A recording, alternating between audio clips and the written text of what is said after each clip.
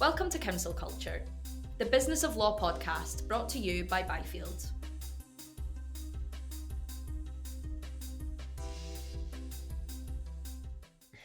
Hello and welcome back to another episode of Council Culture, Byfield's Business of Law podcast. Today I'm joined by Ben Girdlestone. Hi Ben, how are you? I'm good, Olivia. How are you doing? Well, actually, I'm not so good. I'm looking at, we're both working from home today, aren't we? It's Friday morning. And I'm looking out of my window in North London, and autumn has hit with a vengeance, and we're still in August. So it's looking a bit miserable out there. But that aside, I'm pretty good. How are you doing? Yeah, not bad. It is a bit gloomy. I think yesterday or the day before was the last time that the sun will set at 8 p.m. and it's only going to get earlier and earlier. Not to start on a gloomy note, but That is quite gloomy. apart from that, not bad at all. Things are ticking away in the PR world for us. It's not too quiet, unfortunately. We're still very busy. It's been a busy August for sure, yeah. For sure. And it seems like there's a lot of stories in the press this week that are very interesting. And I think we should just dive straight in to the first one that we've spotted, which is by Habiba from law.com, which is basically about sort of law firms ramping up office days to 4 days in the office. We've had Kirkland Ellis introduce a 4-day in-office policy. There's also been Covington and Burling, there's been Ropes and Gray, etc., etc.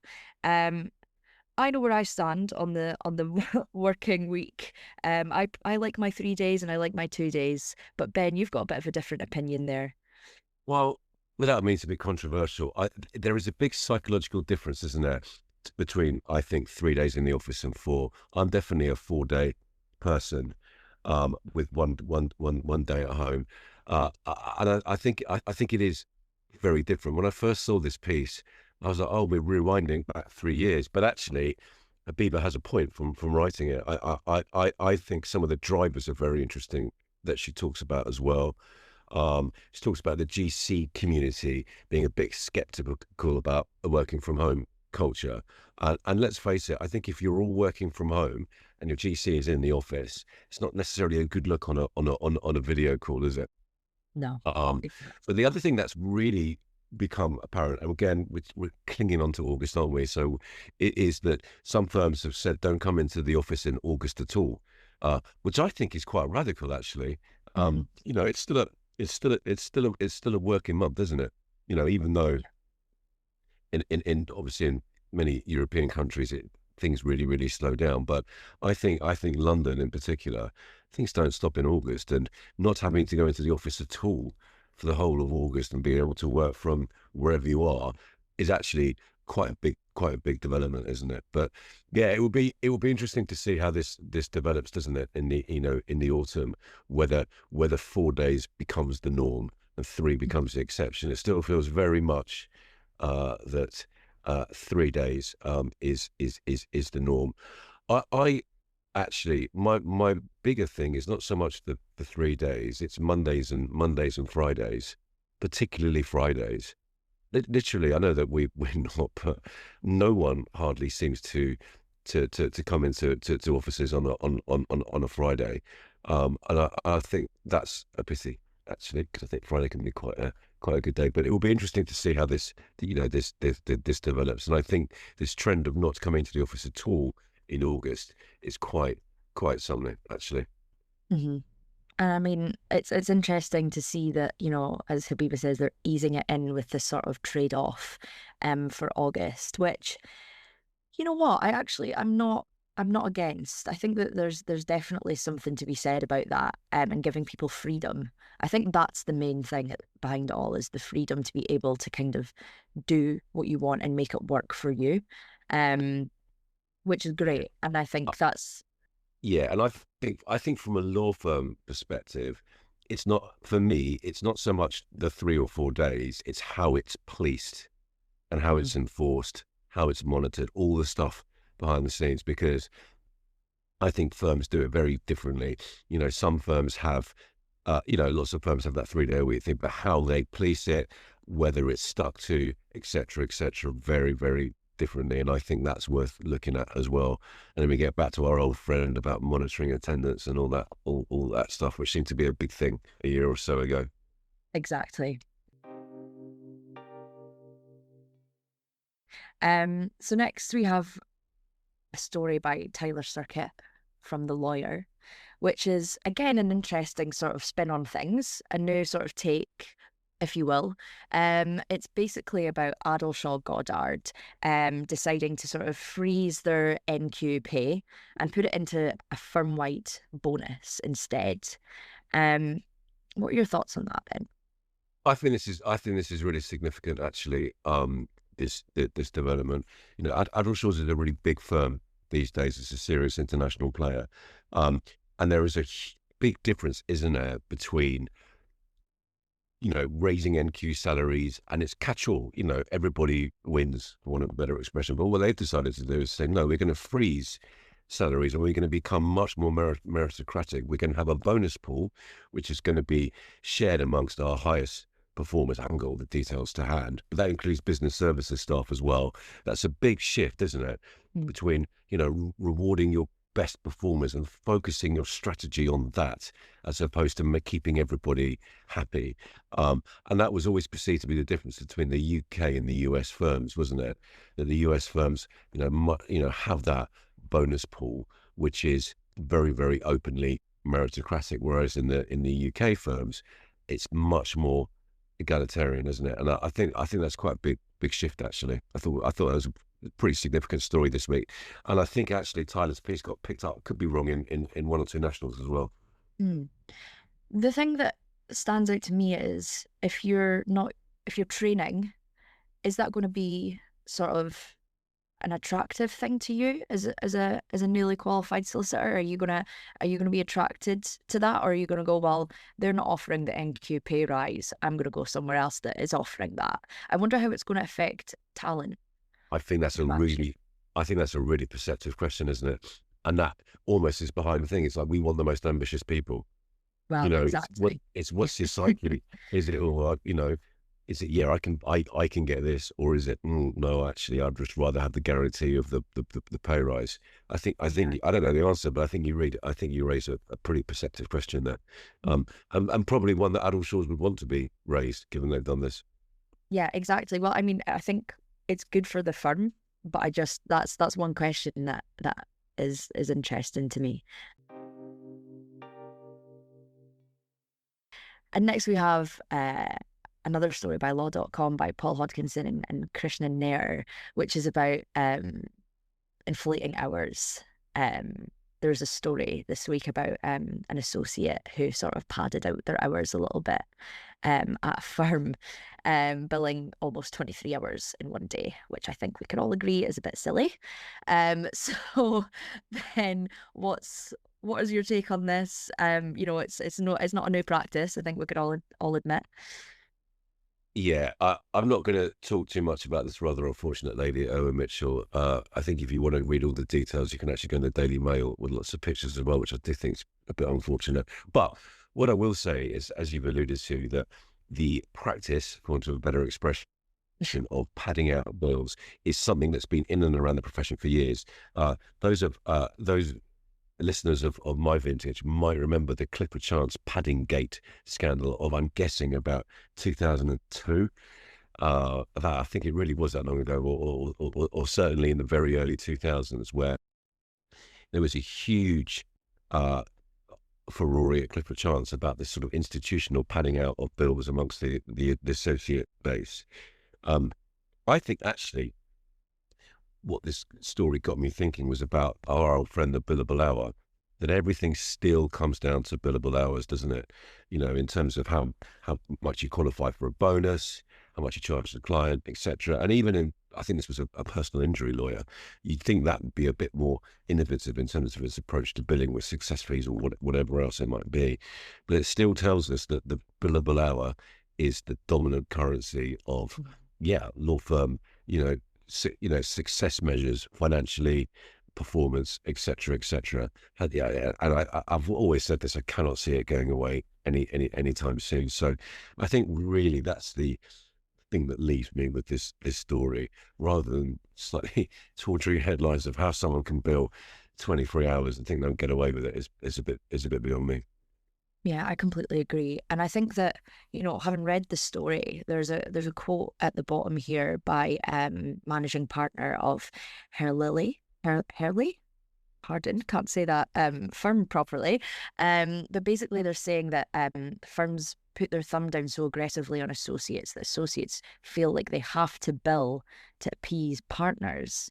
So it's a catch-22. It's almost, I'm trying my best, I'm doing as much work, but I feel like I need to show how much I'm doing and maybe bill more. So it might not just be coming from a place of, laziness or kind of dishonesty and not being completely bothered, but a place of being quite worried that you're maybe not meeting the needs of the partners, or you feel like you're not doing enough. And they've sort of approached it and said that it's a top-down issue. Which I think is an interesting way to look at it, because it's very easy to just kind of go, oh, they've just done that because, they couldn't be bothered, or, whatever it is. I think it's quite an insightful way to look at it. I think it's back to the hour again, isn't it? If the billable hour was not so much a dominant currency, I don't think you would find yourselves in these situations. So there you go. Exactly. Yeah, as I say, I think it is a bit of a catch-22. It's the most efficient way to do it, but and finally, we have a topic that seems to be growing, which is about private equity investing in law firms. So we've got a piece here in the Financial Times by Stephen Foley and Kay Wiggins, journalists in New York. They're taking a US lens about this topic, and I think it's interesting, because we've spoken about this before in the podcast, maybe more from a UK perspective. What are your thoughts on the US private equity in law firms? What's your take on that, Ben?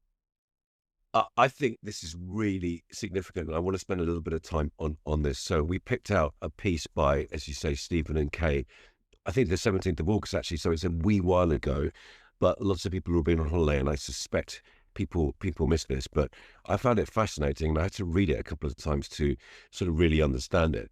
So it's not so much private equity actually on the other side of the Atlantic. It's Burford Capital, who I think most people will know from litigation funding, are looking to buy stakes in US law firms. Now, those listeners who are familiar with the US market will say, well, hang on, you can't invest in US law firms because only lawyers are allowed to own firms. That's the sacrosanct legal profession, all that sort of stuff. It's not like here where we have alternative structures and things, apart from I think in Arizona, where it's allowed. However, and this is where it gets complicated and I think very interesting.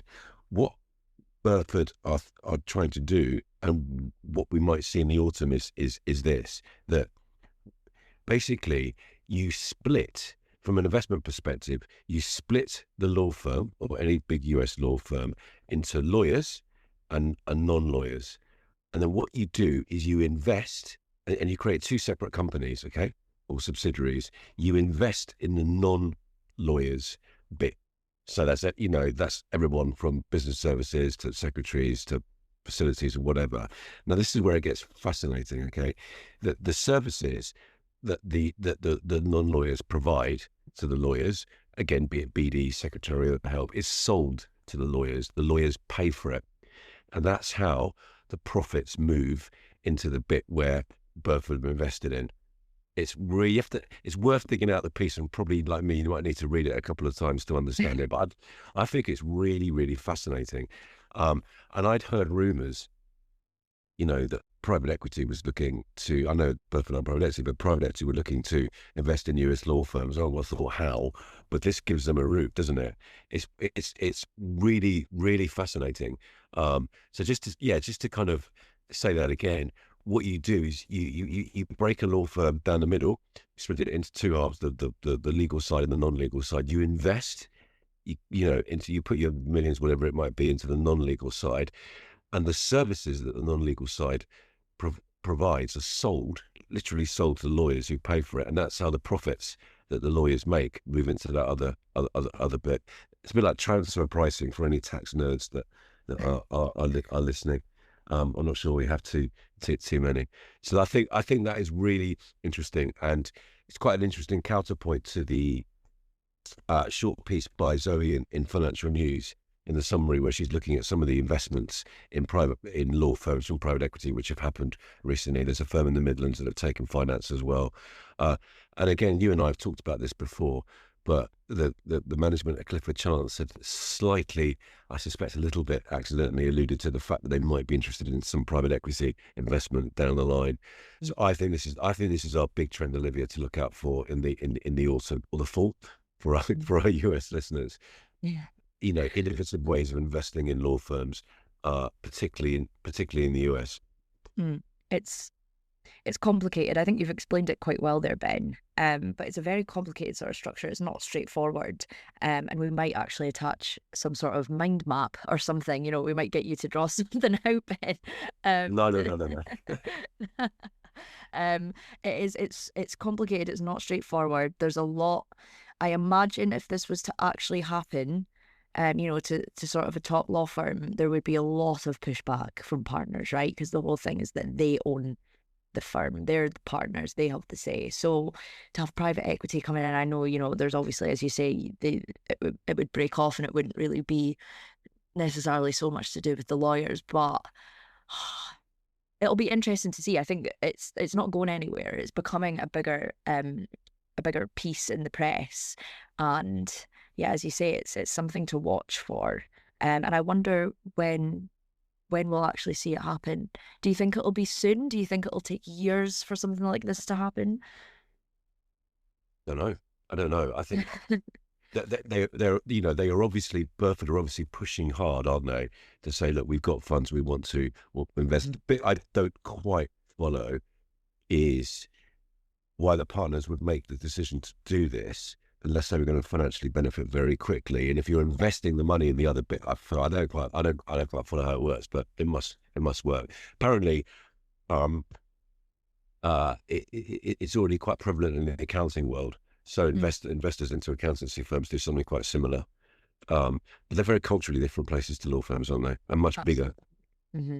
Yeah, it is. I mean, the legal sector, as we know, is obviously very lucrative. It goes without saying, and it is largely untapped. Well, obviously in the US, they have restrictions against it. So for that reason, so yeah, I mean, it seems like it would be more likely in the UK than the US just now. But yeah, definitely one to watch out for. Well, I think we've come to the end of our episode.